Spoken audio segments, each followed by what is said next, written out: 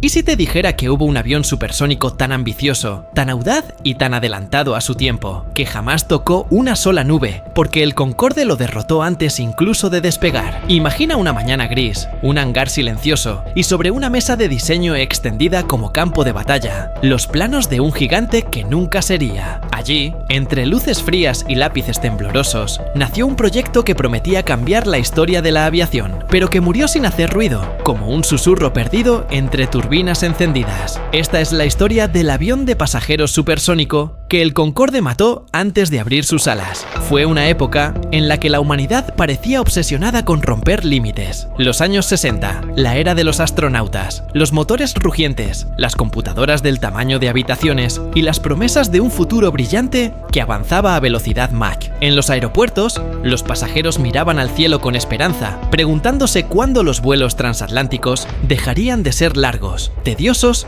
y llenos de turbulencias, para convertirse en travesías rápidas y silenciosas sobre la estratosfera. Los ingenieros, motivados por ese mismo sueño, competían por diseñar la máquina definitiva, un coloso de metal capaz de unir continentes en cuestión de horas. Pero en el centro de toda esta fiebre tecnológica hervía un conflicto silencioso, una carrera por la supremacía, que se libraba no en los cielos, sino sobre mesas de diseño, donde cada línea trazada podía significar el futuro del vuelo humano. Y ahí nació él, el proyecto supersónico que, si se hubiese construido, habría sido más grande, más rápido y más ambicioso que cualquier otro. Sus diseñadores lo concebían como una criatura híbrida entre arte e ingeniería, un leviatán aéreo que surcaría los cielos a velocidades tan intensas que el océano Atlántico dejaría de ser una barrera, convirtiéndose apenas en un suspiro geográfico. Pero desde el principio, una sombra se cernía sobre él, un enemigo silencioso,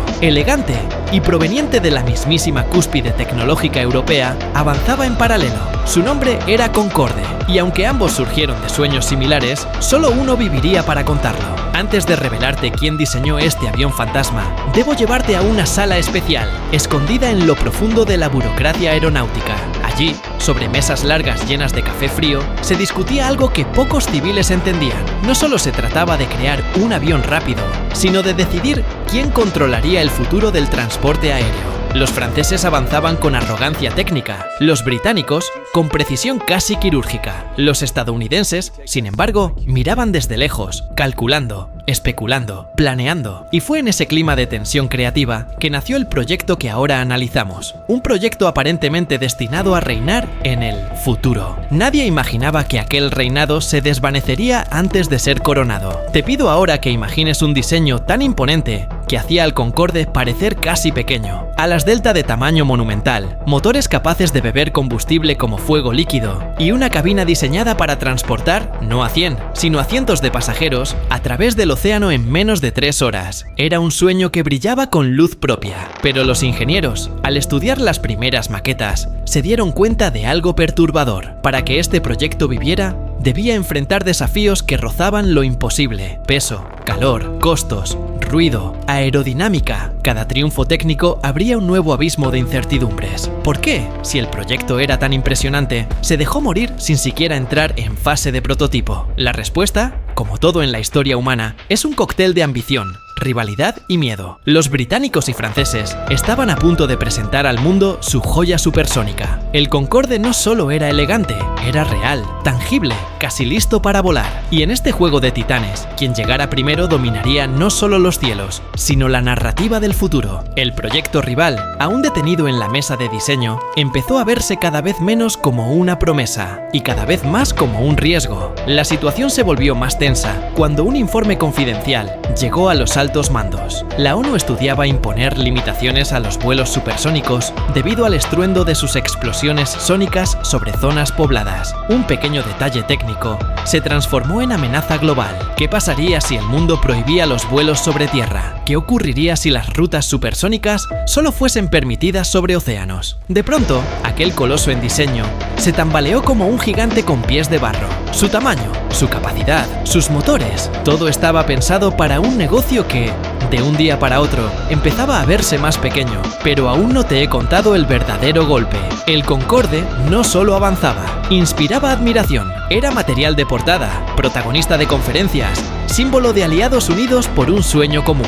Y en comparación, el proyecto rival parecía producto del silencio, de la duda, de la falta de consenso. Los directivos empezaron a preguntarse si valía la pena gastar miles de millones en una carrera que ya estaban perdiendo.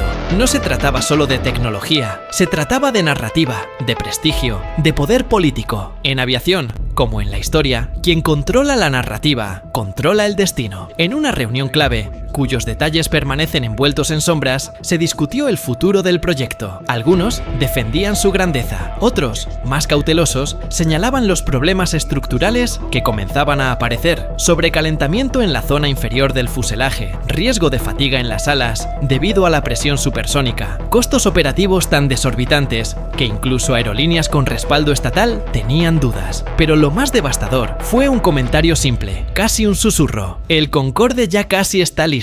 Nosotros tenemos solo papel. Fue el golpe final. El proyecto supersónico rival había muerto, no en los cielos, sino en la mesa de diseño donde una vez prometió reinar. Su historia, sin embargo, no terminó ahí. La muerte de ese proyecto dejó una estela de consecuencias profundas: ingenieros frustrados, inversiones evaporadas, oportunidades perdidas. Pero también dejó una pregunta que aún hoy resuena entre los historiadores de la aviación: ¿qué habría pasado si ese gigante supersónico hubiera llegado a construirse? ¿Habría rivalizado con el Concorde? ¿Lo habría superado? ¿O habría fracasado estrepitosamente, confirmando la decisión de cancelarlo? Mientras tanto, el Concorde se preparaba para convertirse en leyenda. Su elegante figura blanca surcaría los cielos por décadas, llevando a presidentes, estrellas y soñadores a velocidades que hoy parecen imposibles en vuelos comerciales. Pero en las sombras siempre quedará el recuerdo del otro proyecto, ese que prometió más, pero nunca tuvo oportunidad de demostrarlo. Y así cerramos este primer acto de una historia de ambición, sueños rotos y decisiones que cambiaron el rumbo de la aviación para siempre.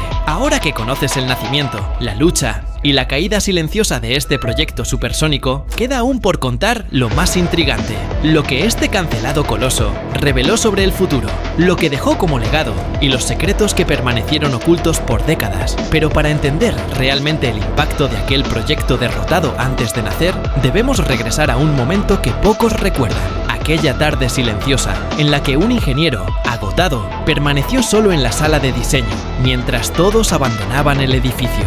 Frente a él, los planos del coloso supersónico seguían brillando bajo la luz blanca de la lámpara. Con el pulso tembloroso, trazó una línea final, no de creación, sino de despedida.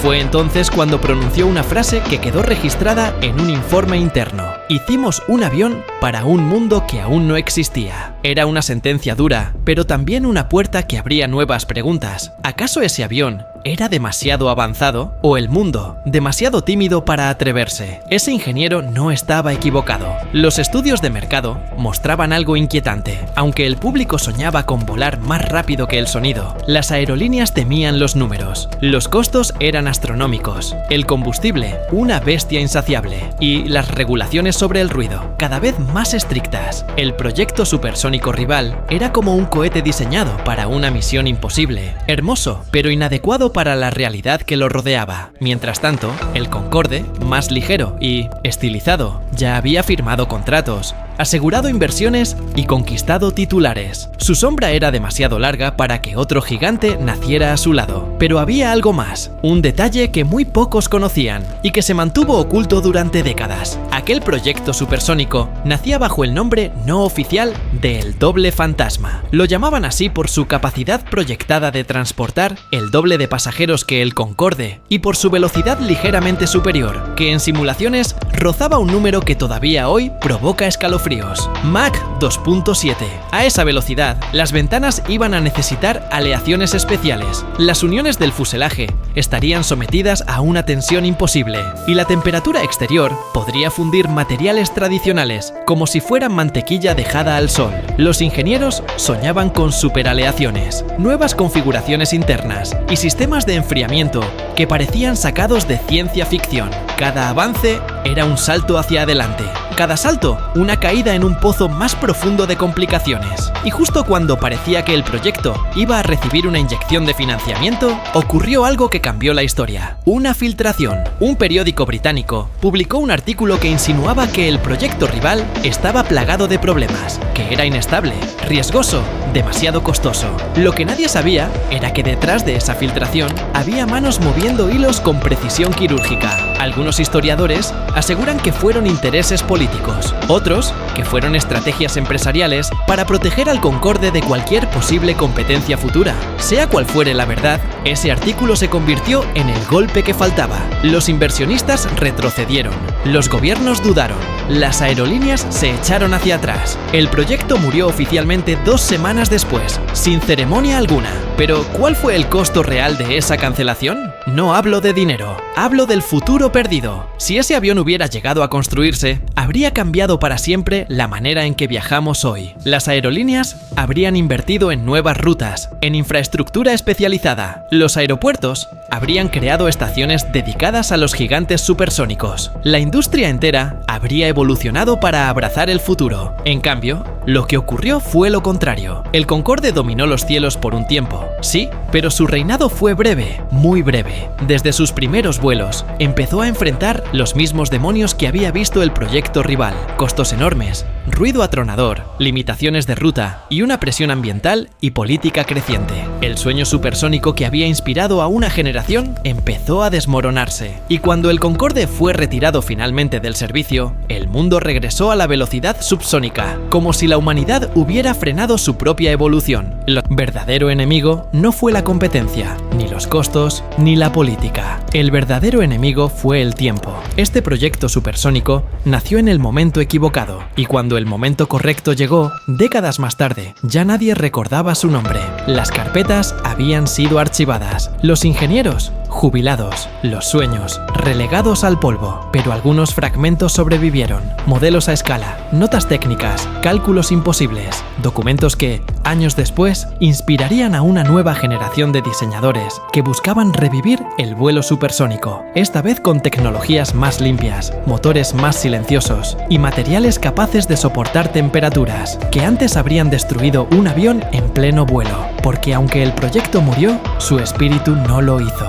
Décadas después, varios ingenieros que habían participado en él fueron reclutados para programas experimentales de alta velocidad tanto en Estados Unidos como en Europa. Y en entrevistas, algunos dejaron entrever que ciertas ideas nacidas en aquel avión fantasma sirvieron como base para diseños que se mantienen altamente clasificados hasta el día de hoy. Es decir, que el proyecto supersónico derrotado por el Concorde no desapareció, simplemente cambió de piel.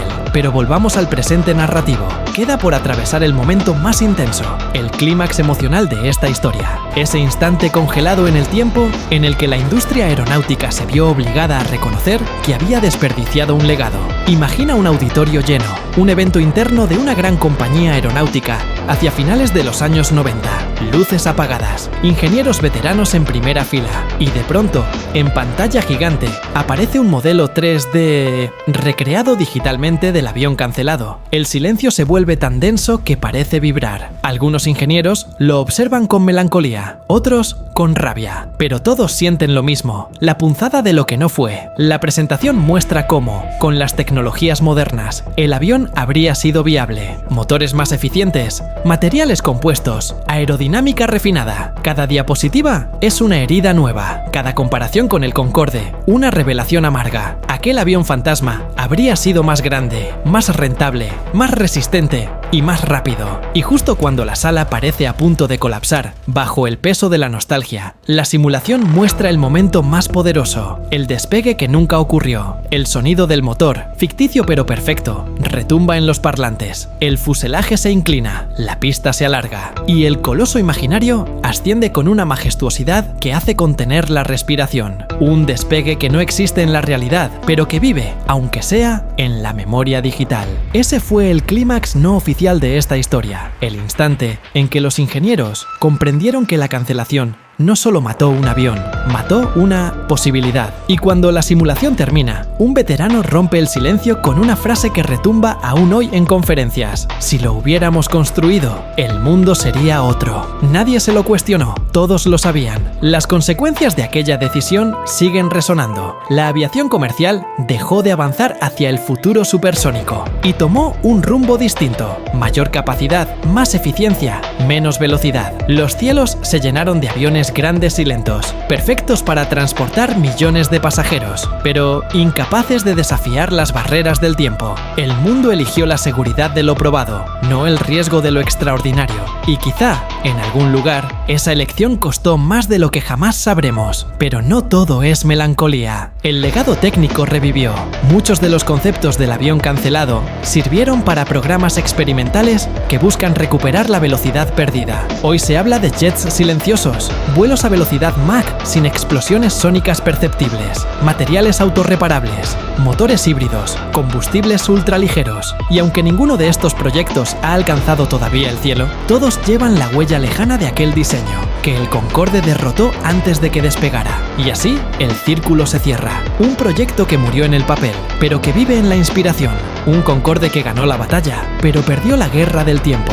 Y una industria que todavía se pregunta qué habría pasado si, solo por una vez, la audacia hubiese vencido al miedo. La reflexión final se impone por sí sola. La historia no siempre la escriben los vencedores. A veces, la escriben las oportunidades perdidas. Y en este caso, lo que quedó no fue un avión en los museos, sino un vacío en el cielo que aún espera ser llenado. Si esta historia te hizo volar con la imaginación, si te dejó con preguntas o te despertó la nostalgia de un futuro que nunca llegó, déjame tu opinión. Dime qué habría pasado si este coloso hubiera surcado los cielos. Y si te apasiona descubrir los secretos ocultos de la aviación y los misterios que quedaron olvidados en mesas de diseño, dale like, suscríbete y acompáñame en el próximo viaje a lo más profundo del pasado, porque todavía quedan muchas historias que el cielo está esperando contar.